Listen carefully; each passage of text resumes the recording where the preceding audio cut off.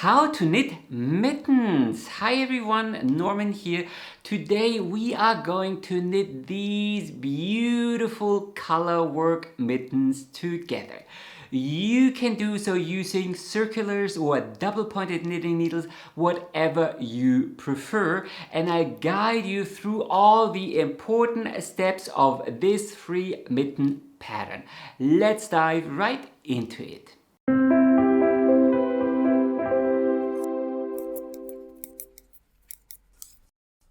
I'm going to show you how to knit these color work mittens. Now they might look complicated, but it's actually a very simple 4-stitch repeat. Still, if you feel that is a little bit too advanced for you yet, then you can totally knit these mittens in one solid color as well, or just do a couple of stripes to spice things up. For this pattern you will need a nice DK weight yarn in 3 colors. A light tone, a dark tone, and a nice contrasting color. I'll be using the Rauma 3-ply yarn. This is 100% sheep wool with a yardage of 108 meters per 50 grams. I'll be knitting those mittens with 3.5 millimeter circular needles with an 80 centimeter cable. If you prefer to knit in the round using dpns, then please use those. These mittens are knitted in 4 parts. So first we start with a very simple cuff in a 2x2 rib stitch. Then we start with the color work, but simultaneously we will also start increasing to knit a little gusset here to accommodate our thumbs. Once we have enough stitches here, we will put these stitches on hold for now and only continue with the main part of the mittens. Once that is done, we will pick up these stitches one more time, join in the round, and then finish the thumb. So we have our work cut out for us. Let's get going. First, you need to knit a little swatch. Just cast on 25 stitches and knit across 25 rows. Use this to practice the Fair Isle pattern. Then wash and block this swatch and stretch it to the point where you feel this stitch definition looks nice. Don't overstretch it, but don't leave it too condensed either. Once your swatch is dry, but while still on the blocking mat, you need to find out your stitch gauge. So take your ruler and then measure 10 stitches. So align the 0 value here with the outer leg of your stitch and then count 10 stitches. 1, 2, 3, 4, 5, 6, 7, 8, 9, 10. 10 stitches here. This here is the outer leg of the 10th stitch, so I need 4.5 centimeters here to cover 10 stitches. Then do the same in a couple of different spots. Stay away from the edges, but measure here in the middle and then take the mean value. In the 3rd step, you also need to measure the circumference of your hand here at its widest point, right above the thumb. Now make sure that the tape measure is level, and then please don't strangle your hand like that, but keep the tape very relaxed. You want some room to breathe in those mittens, so I will be going with 22 centimeters here. If you want some roomier mittens, then maybe go with 23. You also need to measure the girth of your thumb right here at the base. This can be a little bit difficult, so be generous. And again, don't strangle your thumb, but leave a little bit of a buffer. So I will be going here with 9 centimeters or around about 3.5 inches. And in the last step, we can use these 3 numbers to calculate your cast on, and it really couldn't be easier. So first of all, you need to find out your stitch gauge. So 10 stitches are 4.5 centimeters. So how much is one stitch? So take 4.5 centimeters and divide them by 10 stitches, and the result will be 1 stitch is 0.45 centimeters or 4.5 millimeters. Okay, this part should be very easy. This is your stitch gauge. And then just use the girth of your hand. In my case, that's 22 centimeters, and divide this by this number. So your calculator will do this. In my case, the result would be 48.8 stitches. We'll round that up to 49 stitches for now. That's it. Now you also need to do the same for your thumb. So this is already your cast on, but we will increase stitches for the thumb. So how many stitches do we need to increase? Well, 9 centimeters, that's the circumference of my thumb, divided by the stitch gauge, and the result will be 20 stitches. That's how many needle stitches I need to have on my needle for the thumb. That's it. Now comes the only tricky bit. So if you want to do color work, you need to work with a repeat. If you just want to knit these mittens in one color, you're golden, just continue without this bit. But here for this design, the repeat is 4 stitches wide. 1, 2, 3, 4 stitches wide. So you have to round up your cast on to the next number divisible by 4. So I have 49 stitches. Well, so I will round that down to 48 stitches.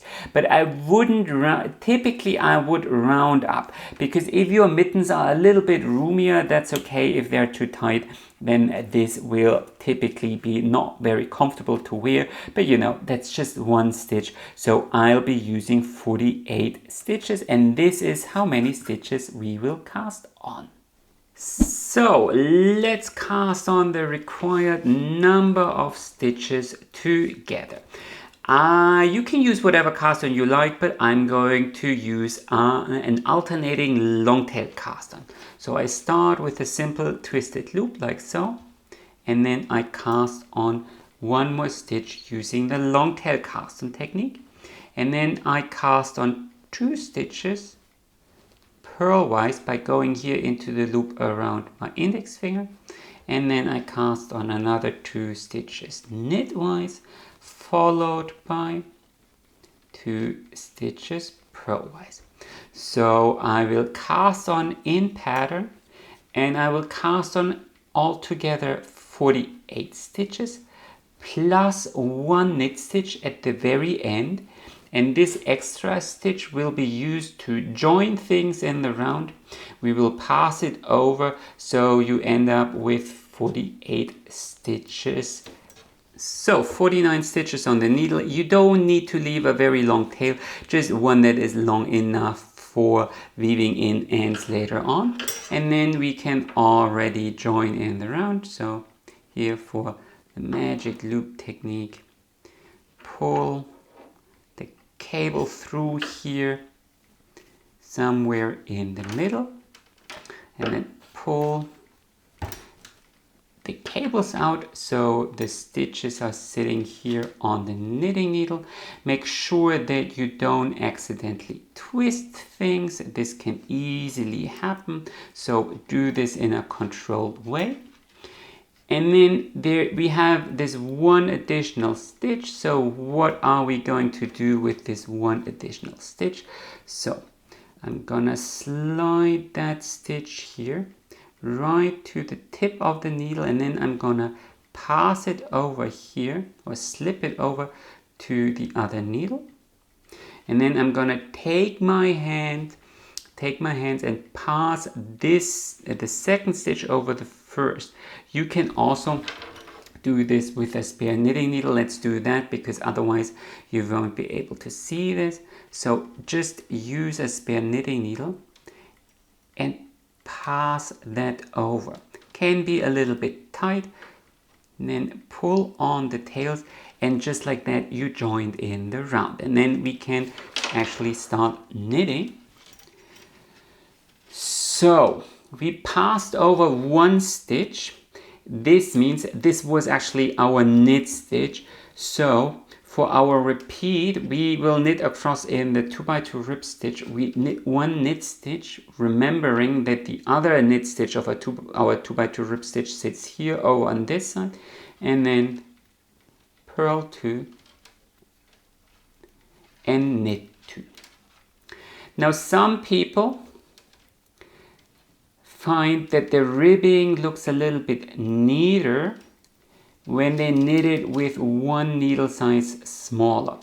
So after the cast on, you could join in a different needle size. So do the cast on with 3.5 millimeter needles, but you could continue with, say, 3.25 or even 3 millimeter needles. That's up to you.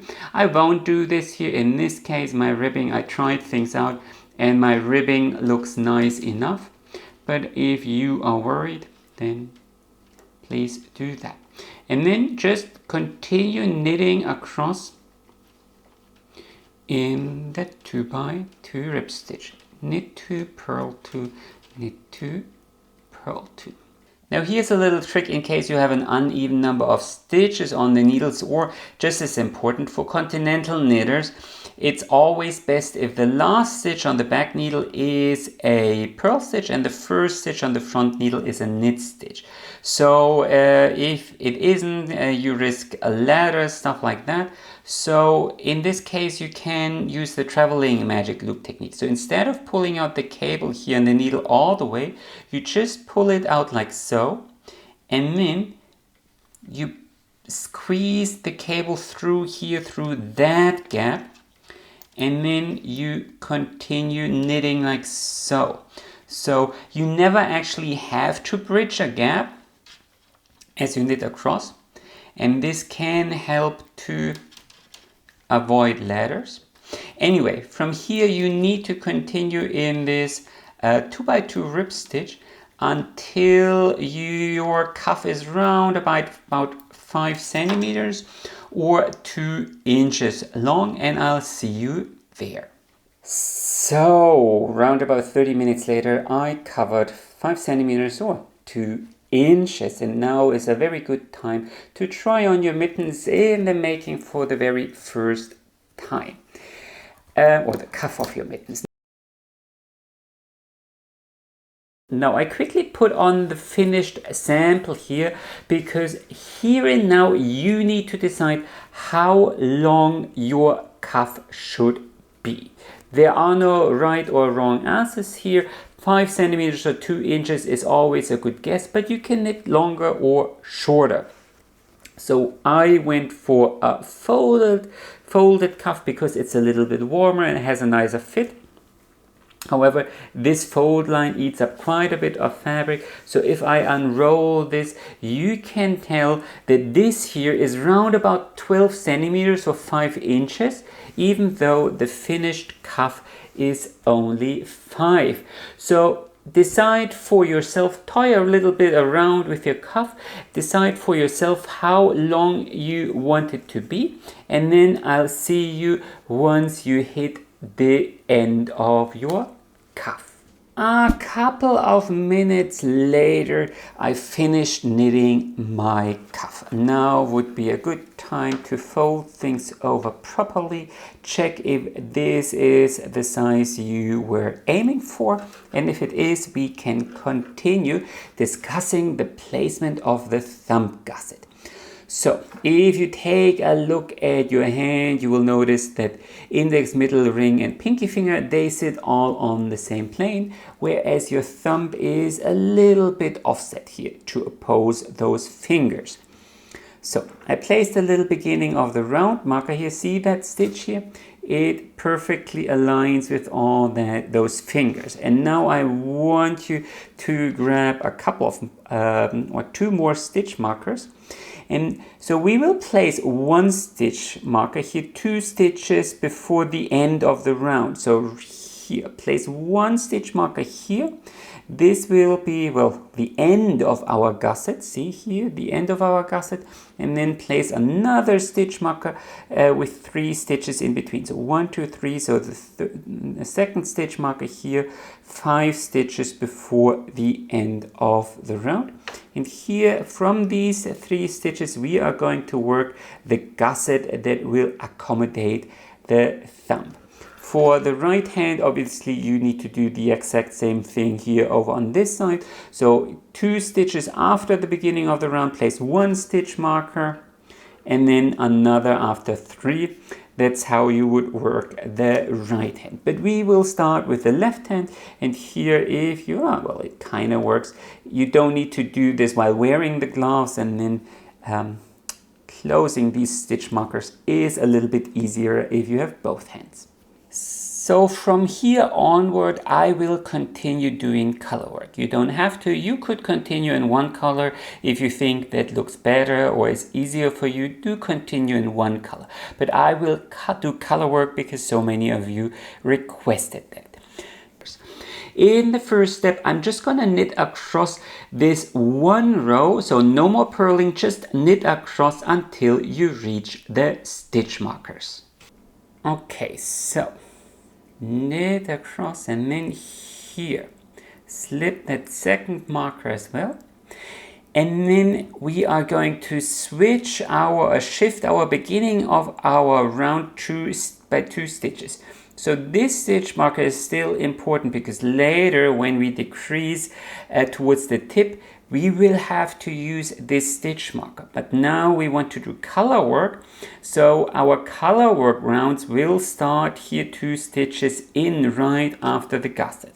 So take a look at the chart, and my chart here for this very first round tells me 1 in white and 3 in black. So I will start by here placing the yarn here in between working yarn and needle, knit 1 stitch in white, and now I will already knit 1 stitch in the black yarn and switch to the other needle.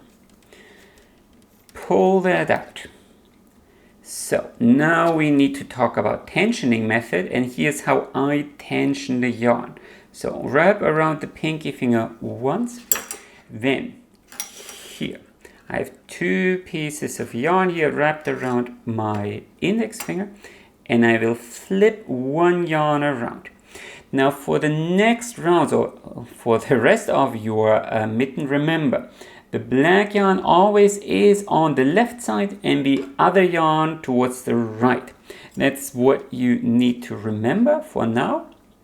And then we can continue knitting across in color work.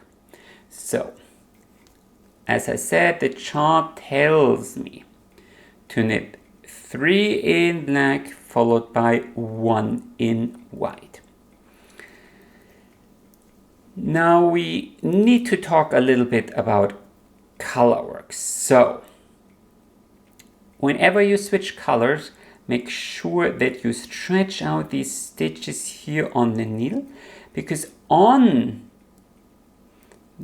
behind on the wrong side you are creating floats, and these floats here, see, this is the float that needs to be long enough so your fabric doesn't pucker. So whenever you switch colors, you stretch these stitches out. Also remember, never bunch up these stitches here on the right needle. Keep them spaced out. And whenever you switch colors, straighten those stitches out. Now the repeat is very simple. Just 3 black and 1 white. Now comes the second trick. So when I do Fair Isle, I always do the traveling magic loop technique. So here's how I do it. So I pull out the left needle, but then I don't pull it out all the way. But here 3 stitches in. You can also do 4, but I always do 3 in most cases. I pull it out like so. Now what does this achieve? Now I have a couple of stitches here on my right needle, and now when I switch colors, that stitch is already on this needle. So see this stitch here. This is taking the diagonal, and by switching things around, I make sure that this float here will end up being long enough. So that's why I always do the traveling magic loop technique. Now, if you do it like this, your beginning of the round marker will always will travel around, hence the name. But since we have a stitch marker here placed anyway, well, that's no big problem. We can always find it, and we know that our true beginning of the round, which we will use later on, is actually 2 stitches after that stitch marker. So that's no problem. It's traveling around all the time, your beginning of the round, but it's gonna be easy. Okay, so this here almost finishes the first round. And now here are my 3 gusset stitches. You can slip that stitch marker over, and here for the first colorwork round, I want you to knit across in black only. Now if you take a look at your chart or at the chart, the colorwork chart, you will notice that the first 2 stitches of the second round will be black. This means I would have to bridge 5 stitches in white. That's a little bit much. So here for the third stitch, I will actually trap the float. So this is quite easy. So normally I pick the black yarn from here. In this case, I bring it around like so, knit 1 stitch, slip the marker, and then continue knitting. So this here is already the second round. And then I continue with the traveling magic loop technique. So this here is my tail, get it out of the way, and now here you have a couple of stitches, so that's gonna be annoying. So I'm actually going around here, all these stitches here. You can always do more than just 3 stitches. If there are stitch markers in between or so, then just slip around more stitches. So 2 in white, and my chart tells me 2 in black, 1 in white, and then the repeat is the same, always 3 in black, followed by 1 in white. Just the position is different, but otherwise continue knitting across. And remember, space out these stitches so your floats don't end up being too tight, because then your fabric will pucker and so on. That's probably not what you want. And whenever you hit the end of a needle, shuffle around a couple of stitches. Since I shuffled around more stitches on this side, I'm gonna do a little bit more over on this side as well. So there is no hard limit or something like that. Just shuffle around as it makes sense for you and the pattern. But I would do at least 3, or so the last color change actually ends up on the needle. So I am at the end of the round. Here close before the first stitch marker, I slip that marker. We have 3 stitches here, and we need to turn those 3 stitches into 5. So I will knit 1 stitch, place a lifted increase, knit 1 stitch, place another lifted increase, and knit 1. Now we need to maintain a pattern here. This stitch here is black, the first stitch, and it's going to stay black throughout the pattern. So here's what I will do. I knit 1 stitch in white. Then I go into the row here below and lift that leg here back to the knitting needle. Saw that here into the stitch below and knit that in black through the back loop. Knit one in white, and now I need to place another lifted increase, KRL, knit right loop here, this loop here. I lift this back to the knitting needle, then I knit one in black followed by one in white, so I have this lovely stripes pattern here, vertical stripes. And then I am already in my third round, and the third round is one in black followed by three in white. So this bit should be simple, and then you just knit a cross in pattern, three in white, one in black. However, in this round, when you come to the stitch markers, you don't increase. So you only increase in every second round. So here, when you come to the first stitch marker, just slip it and knit across in pattern. So the gusset here will be worked with this stripe pattern, and then you slip the marker, and for the fourth round, the pattern is the exact same. So you can knit every stitch the way it appears, and at the end of this round you place increases again. And just for the visual learners, so here's our central white stripe, and across the next couple of rounds we are slowly going to build up that stripe pattern here from the sides, and these black lines here are framing it on the outside. So I am approaching the end of round 4 now. And here in this fourth round you have to increase again, but you can follow the exact same pattern. So knit the edge stitch in the color it appears, lift that leg here back to the knitting needle, and now just continue the pattern. So this stitch is black, this means I increase in white, then here black, white and black. Then lift this stitch here back to the knitting needle, continue the black, the pattern. So this was black, white, and here this edge, well, not edge stitch, but the stitch here right before the stitch marker remains in the same color. And now in the fifth round we have to join in a new color. Just like before, I will trap the new yarn here in between working yarn and knitting needle, knit one stitch, and then I can drop the white yarn and continue here with black and the contrasting color.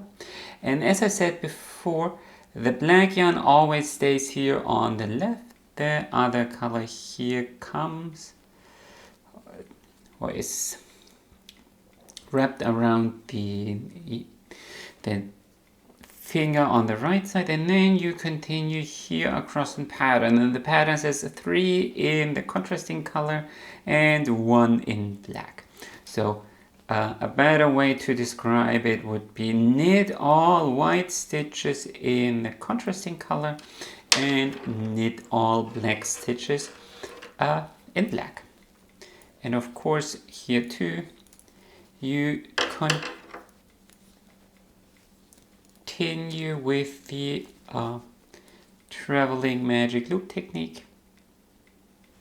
So always, then here these here are in the way. So this is the problem about this round here. There are a lot of tails in the way, but other than that it's very simple. So you don't actually need to knit with 3 colors at the same time. So this is just 2 colors as well, but in the end it will look like you've knitted with 3 colors. And just like that, so 3 in red followed by 1 in black. You continue across the row, then you slip the marker, and here of course just pay attention, stick to knit all white stitches in the contrasting color and all black stitches in black, and like that you intersect these gusset stitches like so.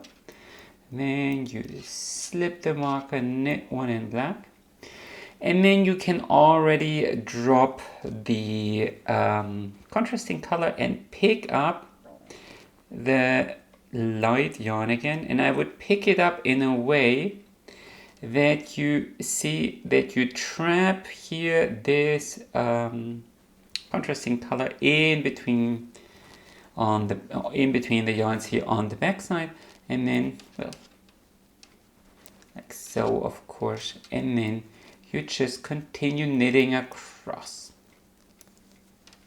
So that was it. So you will notice that there is a little stair here. This is unavoidable. You are knitting in the round. However, you have this black line here intersecting the two portions, so it won't be that noticeable in the end. From here onwards, I want you to increase in every second round in this exact same manner until you have, and now listen, however many stitches you calculated for your thumb minus 3. So I calculated I need 20 stitches on my needle for my thumb, and I will stop when I have 17 stitches here in between these 2 stitch markers. Just as a little preview, so we started with the cuff, and now we started with the color work while simultaneously knitting a little gusset here.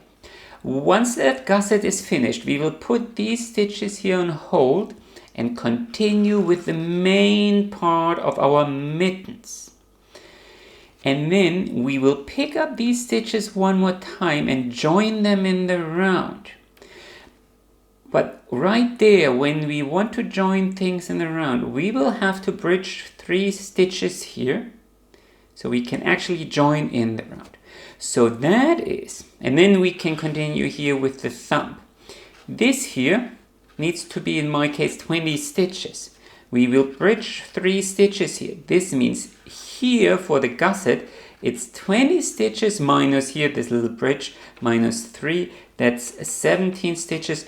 That's when we stop increasing the gusset. And that's why. So, as you can see, I made some good progress. And now I have my 17 stitches here in between these 2 stitch markers. From here onwards, I won't increase any more.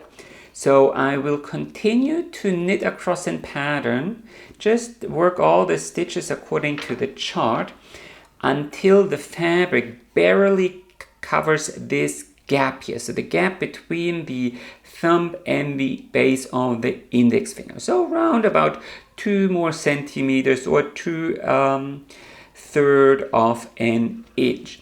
Also, I would like to highlight that the pattern comes with a detailed chart here for this section.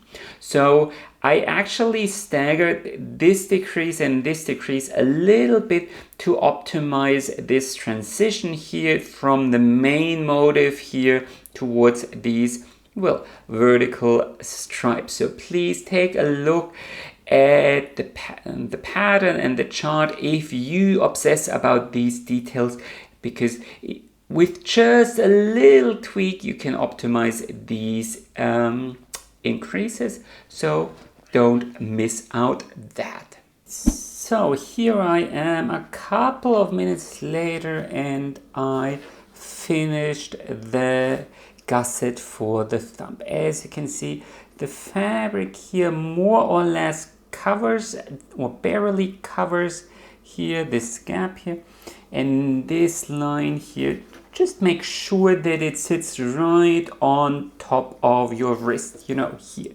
this bit here where things start to get wider. I mean, if you're off 1 or 2 rows, this is not going to be the end of the world.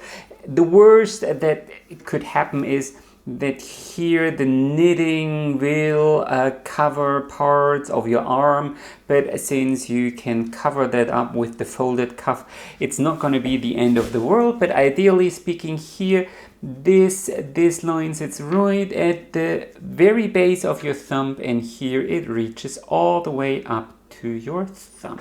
In the first step, continue knitting across your round until you come to the stitch marker here that marks the beginning of your gusset. So just knit across, then remove the marker, and now we can put these stitches here on hold. To put stitches on hold, you need a stitch holder, and the easiest and cheapest way to do this is using a tapestry needle and some scrap yarn.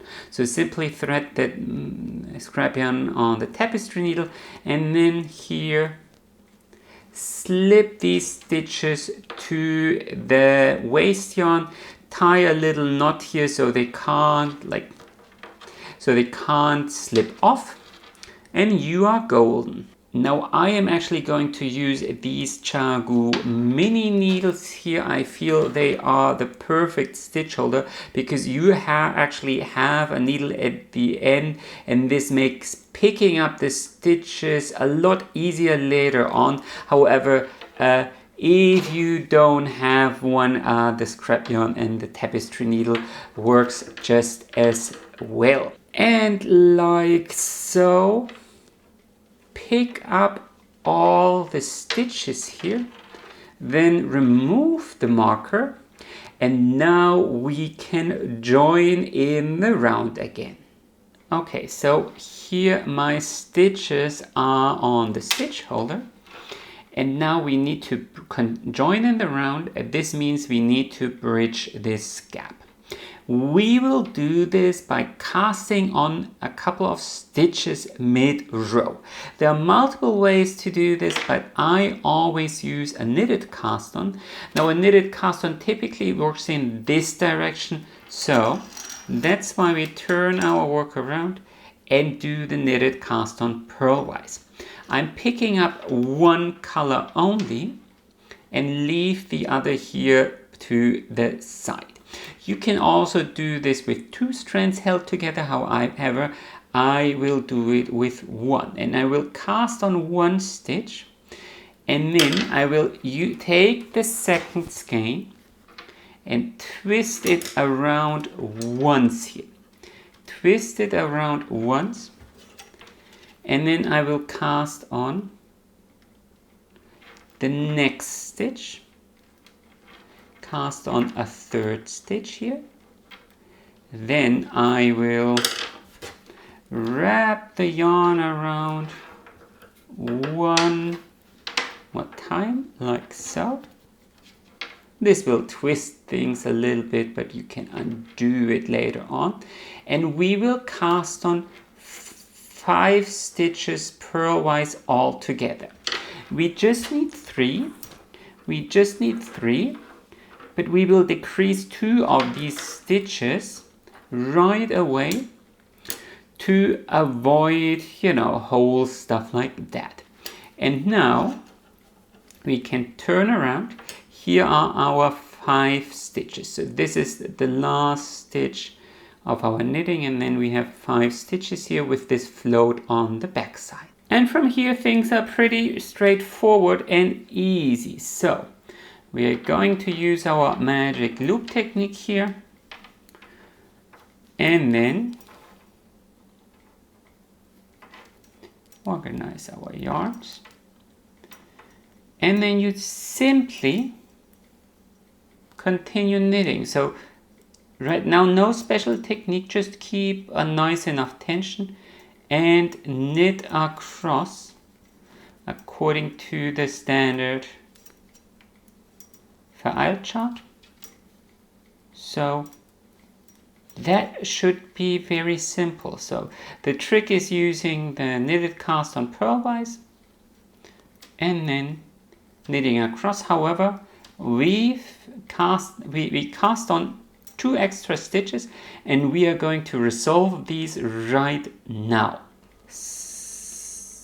So you continue knitting across until you come to, well, the gap. So this here is the first cast on stitch. This is the last stitch of the fabric. And now we are just going to knit them together. However, we want a nice decrease. So in this case, we are going to SSK them. We want this line to lean towards the left and knit an SSK. But here we just continue according to the pattern. And then the same over here on this side. So here, this is the first cast on, the last cast on stitch. This is the first stitch on the other side of the gap. And this here we are going to knit together because this can be a little bit tight, as you can see. So if it's too tight, that is actually a good sign. Then just knit 1 stitch. So that's what I am going to do here, and pass this over. This functionally, this will also be a knit 2 together. If you can manage a knit 2 together, do a knit 2 together. Right now my stitches here are too tight. However, that is a good sign because you want this edge here to be very tight, because if it's all loosey-goosey, the transition right from the mitten to the thumb, this little gap will have holes. That is actually the whole point of this exercise. And then just continue knitting. In fact, from here onwards, just continue knitting according to the pattern until you reach here, round about the height of your pinky finger. So just knit across according to your pattern from here onwards, and I'll see you there. So this here is the only tricky part, the joining, but from here on it should be easy sailing. So just like I said, simply continue working across in pattern from here onwards. No more increases or other like casting on stitches or something like that. Just knit across, and then after, I don't know, 2 inches or 5 centimeters, do remember to try things on and check whether things fit. It should be rather on the tighter side, because remember your swatch, things eased up after blocking a little bit as well. So here it is actually quite normal that things are a little bit on the tighter side. Now things shouldn't feel uncomfortable, but here, as you can see, there is still quite a little bit of negative ease stored in the fabric. So if things feel a little bit on the tighter side, then that is normal. And then you simply continue knitting across until your fabric covers your pinky finger. As you try things on, make sure that this bridge here sits right in between the gap between thumb and index finger, and it's not, you know, lifted up like that. So it's right down here. And the other thing, please take a look at my hand. So for me, stopping right when the fabric covers the pinky finger is a good rule of thumb. Please excuse the pun, or rule of pinky finger.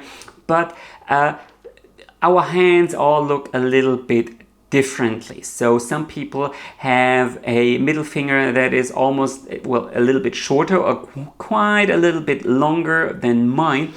So if that is the case, please have a look at the pattern, because there I explain how you can actually calculate when to start with the decreases. But here and as I said, as a rule of thumb, I will stop when the fabric covers the pinky finger obviously here without stretching. So I reached the point where the fabric covers my pinky finger, and now I'll start decreasing. Before we can start decreasing, we need to place 2 stitch markers, and maybe you still have 1 stitch marker here that marked the end of your gusset stitches. But if you don't, or you don't have your original beginning of the round marker anymore, it really doesn't matter because it's very easy to find your place. So here, these are the stitches we cast on to bridge the gap. So this is the last cast on stitch, and right next to it you can see this stitch here continues all the way to the bottom. This is the first stitch beyond the gusset. So you just follow that all the way up, and your pattern really helps you because here this is aligned with this black line. So you follow that black line here. It doesn't change all the way to the top. But here, see, that's the line.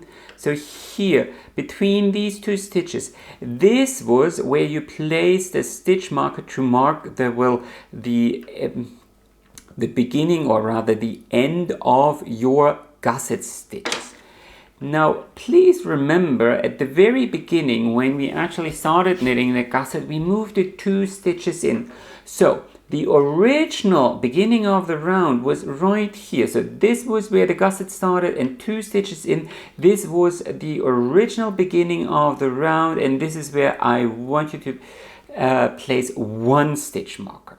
Please place the other stitch marker right on the opposite side. So I have 48 stitches total. So this means now I have 24 stitches here and 24 stitches here, and then we can start decreasing. The repeat for these decreases is remarkably simple. So 1 stitch after a stitch marker, you knit an SSK, and 3 stitches before a stitch marker, you knit 2 together, and then you knit 1 and slip the marker. And if you are knitting these mittens in 1 color, that's precisely what you will have to do in every second round. Now I am doing color work, and I want to knit the tip using the contrasting color, and I need a nice transition. So let me show you here with a finished mitten. So I want to complete 1 full row of these little circles, honeycombs, whatever you want to call them, and I still have 3 more rows to go. So I need to knit a transition, and this means I will use a slightly different pattern. This pattern will depend a little bit on where you stop, but maybe by showing you how I do it, you get an idea. So I knit 1 stitch, and now the pattern tells me to knit an SSK. If I knit an SSK, this right leg will end up laying on top. I don't want that. I want to put the focus on the lines, so that's why I will place a knit 2 together here. Even though my pattern tells me to SSK, and as you can see, this will achieve a kind of triangular shape here on the sides.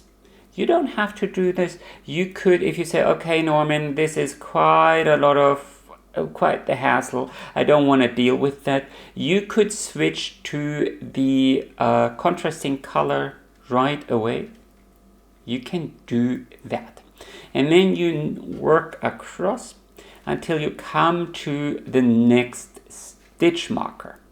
And then here 3 stitches before the next stitch marker, you are supposed to knit a knit 2 together. Again, if you are working with 1 color or you want to do it the easy way, then knit a knit 2 together. Again, I want this little circle here to create a little triangular shape. So in this case only, I will knit an SSK 2 stitches before the marker. So I slip these 2 stitches and knit an SSK, slip the marker. Now after the stitch marker, you knit 1 and SSK, but this is exactly the same thing as when we started. Here I am going to knit a knit 2 together as well. That didn't work. Knit 2 together as well. And as you can see here, this is what this achieves. See how this is, well, creating this kind of triangular shape. So this is why I am doing it in this round, to create a nicer transition. Now, please bear in mind that depending on where you need to stop for your tip, you need to adjust this accordingly. This is something, I mean, the pattern gives you some suggestions, but this is sadly nothing I can tell you. You have to experiment around. That's why I said the easy way is just switching colors and sticking to one stitch after a stitch marker SSK and 3 stitches before a stitch marker, knit 2 together. That's the easy route. If you want to go the extra mile, you knit a transition. Will be rewarding, but you need to put in some thought. And then here on the other side, 3 stitches before this stitch marker, you knit a knit 2 together. Again, I will decide to not do that. Instead, I knit 1 and knit an SSK here right before the stitch marker. So here, slip the marker, so I can create this nice triangular shape here. And in the next round, you simply work across in pattern, and you won't decrease, sorry. So you only decrease in every second round, and this round won't be a decrease round, just work across. One little note here, as you work across this round, here around these stitch markers, there may come a point where you have to bridge more than 3 stitches. So far we only bridged 3 stitches. This created super short floats on the back side, but here in this case, I will have to bridge 1, 2, 3, 4, 5 stitches with the black yarn. This will create a very long float in the white yarn, and the problem is as you insert your fingers into your mittens, your fingers might catch these floats. So consider catching your floats here. So instead of picking the yarn through here like so, I will pick it through like so and trap my float here on the wrong side. This is just a suggestion. Strictly speaking, with such a rustic yarn, bridging 4 or 5 stitches typically shouldn't be a problem, but I think it's can be a little bit uncomfortable to wear, and that's why I do it. And after this round without any decreases, I will follow up with a round with increases. Now I will actually break my white yarn here already, because I won't need it anymore. I will knit across 1 row in solid black, and then in the next round I'll switch to the contrasting yarn. But other than that, you stick to the promised pattern. So 1 stitch after a stitch marker, I SSK, and 3 stitches before a stitch marker, I knit 2 together, knit 1, slip the marker, and then rinse and repeat. 1 stitch after a stitch marker, SSK, until you are 3 stitches before the marker, and there you knit 2 together, knit 1, and slip the marker. And then you knit across the next round without decreases. So for me, this will be the round where I switch to the contrasting color. If you so desire, remember to weave in those tails as you go. You don't have to. I'll show you how to weave in tails the traditional way later on this video, but you can definitely weave in those tails as you go. And from here onwards, you repeat this pattern. So in every second round, you decrease with SSK after a stitch marker and knit 2 together before a stitch marker. And you repeat this until you have only half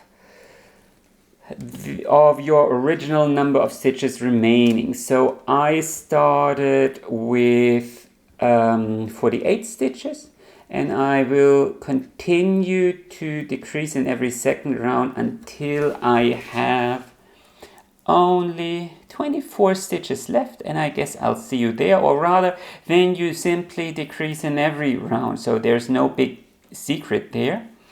That's basically it. Oh, and one note here, as you join things, so to speak, in the round using this contrasting color, to avoid a visible jog, consider either slipping this first stitch, or what I typically do is I lift this leg here of the stitch one row below back to the knitting needle, and then I knit it together, and just like so, these stitches will end up being on the same level. And here is another little trick. As you come across these SSKs in the next round, I typically knit those through the back loop, and I feel the resulting decrease line. Let me show you. The resulting decrease line here looks a lot neater in the end, but that's just an option. I only do this for the SSKs. And then don't forget, once you have only half the original number of stitches on your needle, so in my case I started with 48 stitches, now I have only 24 stitches left, then you decrease in every round. And then here, when there are only 8 stitches left, you can break the yarn, leave a sizable tail for weaving in those ends, and then thread that tail on a tapestry needle. And now you have basically two choices. If you don't want such a very pointy tip, you could do a Kitchener stitch, but actually I feel this tip doesn't look all that bad, so you can also just pull the tapestry needle through all those stitches like so, and then here pull tight. Definitely make sure to try on your mittens right now, check if everything fits, and then if you are satisfied, sew over once. So here, see, this last row creates some visible stitches, visible loops, and then I just go through these loops here one last time. And then here right in the center there is this little, well, not really a hole, and there you can just pull the tapestry needle through to the inside and hide the tail. And now in the next step we need to knit the thumb. In the last step we will have to knit the thumb. So you will have to pick up all these stitches here. Then we will have to pick up a couple of choice stitches here right from the gap, and then we can continue knitting in the round. Now I only have will have 20 stitches here. That's why I personally will continue using double pointed knitting needles. I personally feel that knitting such small circumference projects is easier with double pointed knitting needles. However, if you prefer to continue with the magic loop technique and circular knitting needles, then please do that. You know, preferences differ. I just feel this is a little bit easier. The first part should be easy. Simply slip all these stitches here to your double pointed knitting needles or your circulars, whatever you prefer. In the first step, I'm just going to join in my yarns here. So this is a very rustic fiber, so I feel you can just start knitting. However, you can definitely weave in those tails as you go. However, since this is also a somewhat bulky yarn and you don't want to create all that much bulk on the backside, I recommend weaving in those ends as you go, one at a time. Of course, you can also weave them in any other way you prefer, but if you want to weave them in as you go, I suggest weaving in the first tail in the first round and then the second tail in the second round. That way you avoid creating too much bulk here on the inside of your thumb. Your thumb is, or well, should be quite fitted. You probably want to be able to grasp things with it. So that's why I weave in those tails one at a time. And then here, this is the last stitch. And now we need to pick up stitches. In the first step, I'm going to slip these last two stitches here back to a separate knitting needle. If you are using the magic loop technique, well then just do the traveling magic loop technique and pull out your cable here in between these two stitches. So these stitches here start on the new needle, because now we need to pick up stitches along this edge, and if you need to force your needle all the way around, that's not going to be very pretty. I'm going to pick up stitches with a crochet hook. If you prefer a Tunisian crochet hook, if you prefer to pick up stitches with your knitting needle, then please do that. I just feel a crochet hook is easier and a little bit neater because you don't stretch out the stitches all that much. So here's the first stitch we need to pick up, or rather we need to increase. So we are going to increase into this stitch here. So here, one row below this stitch here. Here, see the strand that is connecting these two stitches. So we are going to increase into this stitch using the KLL method, but here with a crochet. We are just knitting here into this stitch here. Then you need to turn the work around. Oh, and by the way, why in white? Well, this is an extra stitch. We are going to decrease this in the next round. We want to maintain the stripe pattern, so this is why we do white. Now we need to pick up stitches. So we need to pick up stitches through the V's here, but not this V, but this V here that sits right below the edge. So very difficult to see. It might need some force here, filling your crochet hook through, and this stitch is also going to be in white. Now already take a look at here the stitches, the kind of transition you are creating, because this will not change in a drastic manner. Maybe a little bit because we are decreasing, we are covering a little bit up, but not all that drastic. We are casting on 6 stitches, or picking up 6 stitches. 3 of those will be decreased and 2 here will be those stitches. So the first stitch here will be decreased in the first round and the second in the second round. That's my 3 in white. Then here we need to find the next V. So if you check the stitches here further down, it's a little bit easier to see. And if things are a little bit too tight, you can use your knitting needle and kind of try to enlarge and that stitch a little bit so you can fit your hook through. So one stitch here in black. It doesn't matter if your stitches here end up being twisted. We can fix this in the next round by knitting them through the back loop. Then next V here, this it is. Let's see if I can fit my crochet hook through. Yes, and here in white. So we maintain the stripe pattern, and then one more here in black. Where is the V? So here, this is the V, and this is where we are going to pull our hook through. There we go. Just take a look. Do things look good?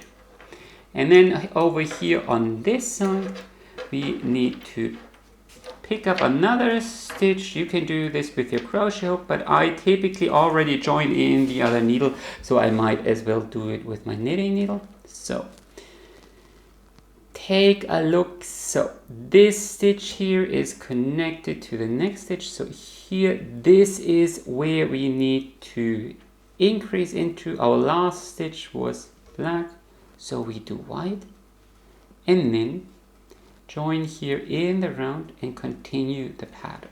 So that bit wasn't all that difficult, was it? If you really know where to go through, this should be fairly simple. And then you just knit across until you finish the round. Okay, so now we can start the second round, and in the second round you need to do quite a couple of things. The first thing I want you to do is I want you to place a stitch mark after 5 stitches. So why 5? So later on we are going to decrease the thumb here along the sides in a symmetrical way. So I want you to place a little beginning of the round marker so things are a little bit easier later on. So this stitch here, if you follow that stitch here, it marks the center of our gusset. I have 20 stitches, half of that will be 10. So I want to decrease here along this side. So that's why I will place a stitch mark after 5 to mark here this side of my thumb, and later on we will place another stitch marker here on this side. So we have 10 on both sides, but for now I am going to place one stitch marker only after 5 stitches. Of course, here in this row you can weave in the other tail as well. So that's 3 stitches already. 3, this is 4, 5 stitches, and now I want you to place a little stitch marker. For now we don't need the stitch marker, but later on we will, and I will reference this stitch marker throughout the pattern. Okay, so then over on this side. So the first stitch here can be knitted in black, and now we need to decrease these stitches here. I want this stitch here to come out on top of my stack, so I'm going to knit an SSK. So here you can see that this stitch is already twisted, so I'm not going to twist it. And then here I knit an SSK. So here from my pickup, I always kind of pick them up twisted. It's easy to prevent that, but it's just as easy to knit these stitches here through the back loop. So if you pay attention as you pull your crochet hook through, you can entirely prevent those legs from being twisted. Now, I typically don't care and just knit them accordingly in the next round. And here over on this side, you come across another double stitch, so to speak, and that is not in pattern. So here we also need to decrease this, and here I am going to knit these 2 stitches together. This can be tricky. Let's see if I can scoop the yarn through. There we go. Maintain a nice tension. You want this gap here to be as invisible as possible, and then you just knit across and work in pattern like so. Here, if this tail is annoying you, you can just stuff it in. We'll take care of it later on. For now, it is reasonably secure. So finish that round, slip the marker. As I said, we don't really need it here right now.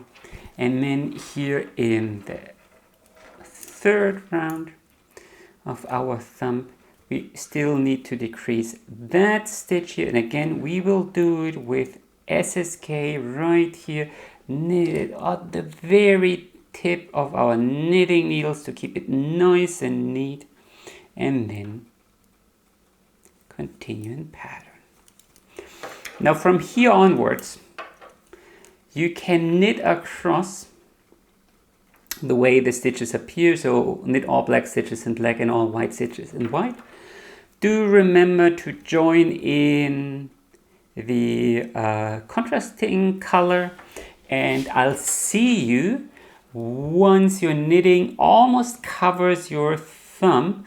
A couple of rounds later, I really urge you to try on your mittens one last time. First of all, check if you can actually squeeze in your thumb. But since everything fits you so far, I'm reasonably sure that your thumb can be squeezed. Well, squeezed because here your knitting needles are kind of constricting everything, that your thumb will fit. If it doesn't, your own, other than unraveling, your only chance is picking up more stitches here from the gap. Don't pick up 6, but maybe 8 or 10 stitches. You can get a little bit of extra fabric through this little cheat. Other than that, definitely check this area and check if you like the transition. There will be one stitch that is slightly larger here. This stitch, I'm stretching it out very far, this stitch, because it has one stitch pulling it in this direction, one in this. So it's, you know, physics or geometry that this one is a little bit larger under stress. Now, as you picked up stitches, you probably stressed out these stitches, so with a knitting needle you can carry over that excess here to the back to the adjacent stitches and make this transition a little bit neater. Now, if it's entirely horrible and you go like, okay, I don't like how things look, then retrace your steps and try it one more time. This is probably your first time knitting mittens. This is really a very, very difficult spot. So be careful, retrace your steps and try to knit it one more time. And I'm reasonably sure that things will look much better the second time. Anyway, from here on, you continue knitting across in pattern until you almost cover the tip of your thumb, and I'll see you there. So only a couple of rounds later, the fabric covers my thumb, or barely, so only the tip is peeking out. Make sure that you pull, or rather push the fabric all the way down here into the gap, and here you are not distorting the fit in any way. And from here onwards, we need to decrease. We will decrease before and after this stitch marker, the one we placed in the first round of our thumb. And then we will place another stitch mark over here on the other side. So I have 20 stitches total to my round. So I will place another stitch marker here after 10 stitches. Then I will continue decreasing using only the contrasting color. That's up to you and your preferences. You could continue working across in pattern all the way to the tip. I want a fun little tip of my thumb in the contrasting color, so I will do that.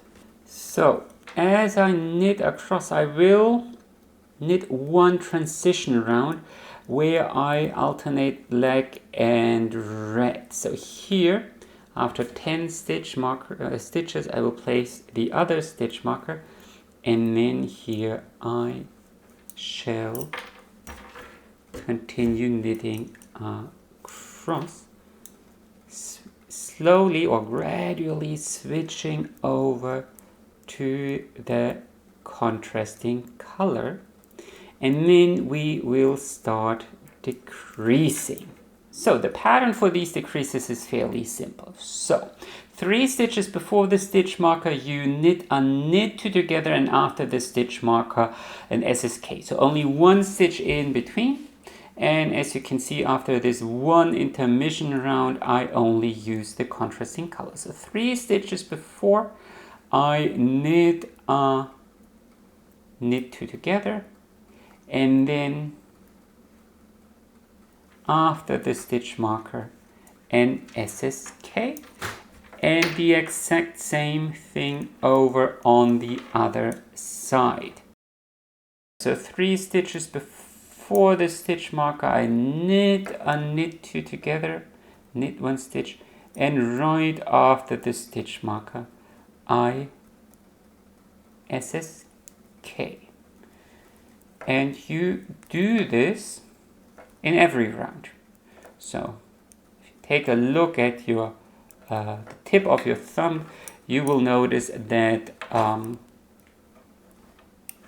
it's a rather flat, well, typically it's a rather flat tip, so we can decrease quite quickly as well. So 3 stitches before the stitch marker, I knit 2 together, and you only need, well, I only need to decrease 3 rounds in this manner, and you stop right when you have 8 stitches left. One more time. So you should stop decreasing when you have only 8 stitches left, depending on your stitch count. It could also be 6. I wouldn't go all the way down to 4, because in my experience, shutting this hole close with 8 stitches or 6 stitches looks best. With 4 it starts to look a little bit choppy. Now you might wonder why I didn't break the black and the white yarn yet, and the reason for that is very simple. So this is a, well, somewhat chunky yarn, I would call it. So it's not fingering or lace yarn. So lace weight. So as you can see, 1 row is actually, I don't know, 3 or 4 millimeters high. That's quite a lot. So this means 1 row too little could mean that your thumb actually feels a little bit too tight, and 1 row too much could mean it feels a little bit too ruby. So at this point, I would urge you to try things on, and well, try to kind of squeeze things shut. You could actually, already put things on a tapestry needle and close things, and then check if the fit is nice, because if it's too roomy, well, then maybe start decreasing 1 round or maybe 2 rounds earlier. Believe me and trust me, 1 round with such a bulky yarn can really make all the difference, and that was the reason why I didn't break the yarn, because you might have to retrace your step. Anyway, if you're fine, we can proceed with the seaming. So now is the time when you can break those yarns. And first of all, these tails here, just push them through to the inside. We have to weave them in a second, but for now we are going to close the thumb the same way we closed the tip of the mitten. So thread the tail on a tapestry needle here. These stitch markers, we don't need them, and pull the tapestry needle through all those stitches one at a time, and close this tip here. Remove this stitch marker, pull tight, just like with the tip.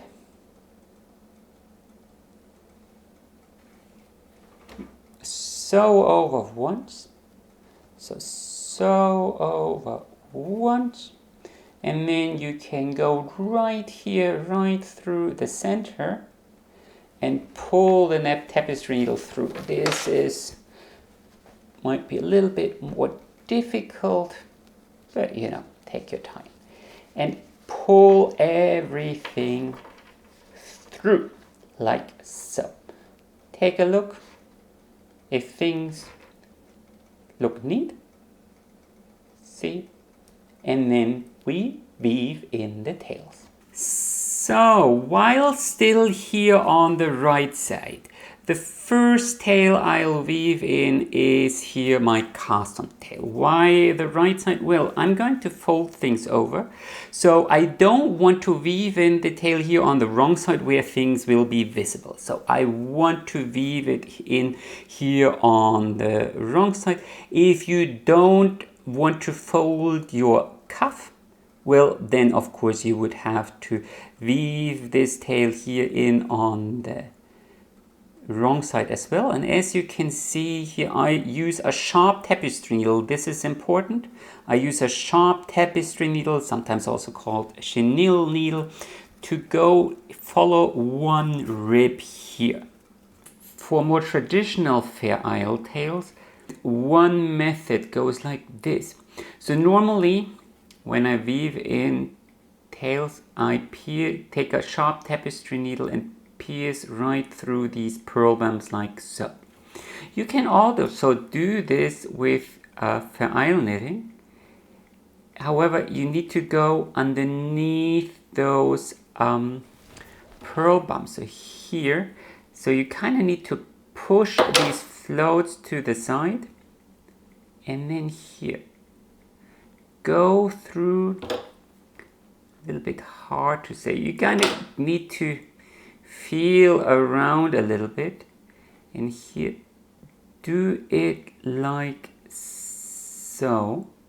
If you're scared that you might, go dig a little bit too deeply through these stitches, you can always turn things around and check on the right side whether that shows here on the right side. But if you're careful, this takes a bit of practice, and you can always see, you can always push these floats to the side and weave in the tails like so.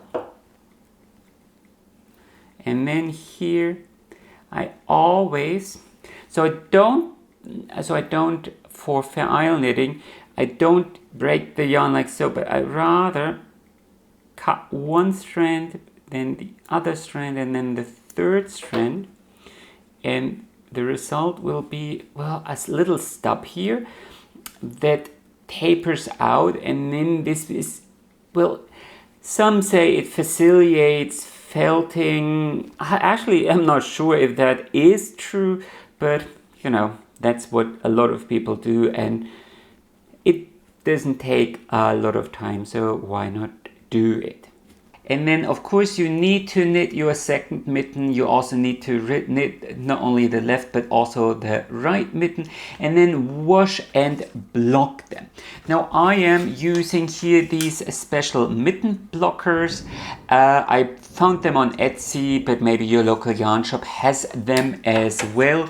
But if you don't, you can also just use pins and pin them to your blocking mat. Now these mitten blockers have, just like sock blockers, have the added advantage that the wood is somewhat, has a certain thickness, and you thereby prevent permanent fold lines here along the edges.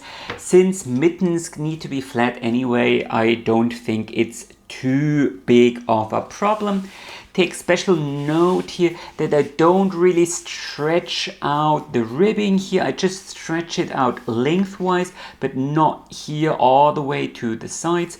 This still needs to be stretchy enough to fit neat and nice around my wrists. So that's why I only stretch it slightly lengthwise. And then you are basically done. So here are the finished mittens, and I really hope you enjoyed knitting along, even if it was in just one color. Please be very proud of yourself. Both mittens with an anatomically correct thumb and color work with 3 colors are huge accomplishments. So if your first mitten didn't quite end up looking as perfectly, even after blocking, then do know that this does not diminish your accomplishments. Rather, please see this as a learning experience. And now that you know what you need to do and when, you can take it one step further. Fix those minor mistakes or bigger mistakes and concentrate on the small details. When it comes to sock knittings, I always say you have to knit one sock before I can actually teach you how to knit socks. And the same applies to mittens, because if you've never knitted a mitten before, everything I say goes into empty space. Once you knitted one mitten, you are able to connect the dots. So, knit another pair. Maybe in a different color, but use the same yarn so you don't need to knit another swatch. These can be great Christmas gifts, or maybe you even want to tackle traditional Norwegian Selbu mittens. They come in all colors and designs, and now that you hopefully understand the basics, these admittedly a lot more challenging projects will suddenly be a lot less intimidating. I also have a tutorial on how to knit gloves here on YouTube. Those are also a little bit more complicated because it involves a little bit more math and preparation. But now that you know how to knit a thumb, well, gloves with fingers, that's basically nothing else but knitting 4 thumbs side by side. So if you've managed mittens, I'm very sure you can also manage gloves. Anyway, please comment below if you still have any questions, if you're stuck or whatever. I'm sure we can work things out together. Please like this video if you enjoyed watching, and as always, happy knitting and enjoy the rest of your day.